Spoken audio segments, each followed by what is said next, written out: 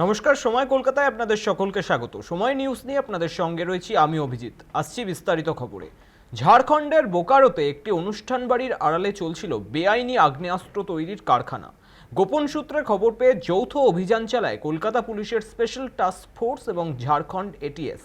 অভিযান চালিয়ে ধরা হয় দুই অস্ত্র প্রস্তুতকারীকে। ঘটনাস্থল থেকে উদ্ধার হয় বিপুল পরিমাণ অস্ত্র তৈরির সরঞ্জাম ও নগদ অর্থ। এই অভিযান চালানো হয় বোকারোর গান্ধীনগরে অবস্থিত কাবেরী ম্যারেজ হলে। সেখানকার গুদামঘরে গোপনে চলছিল আগ্নেয়াস্ত্র তৈরি। অভিযানে হাতে নাতে ধরা পড়ে বিহারবাসী দুই অভিযুক্ত কেশব কুমার ও প্রবীণ কুমার।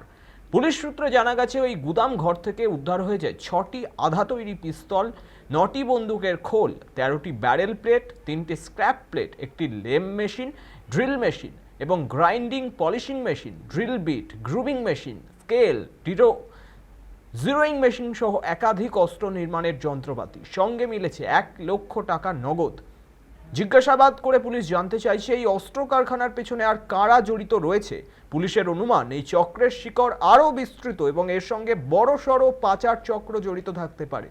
সম্প্রতি আগেও দুই রাজ্যে পুলিশের একযোগে অভিযান একাধিক বেআইনি অস্ত্র কারখানার হদিশ মেলে। এই নিয়ে বিগত কয়েক বছরে প্রায় 20টি বেআইনি অস্ত্র কারখানার অভিযান সম্পন্ন করল এসটিএফ।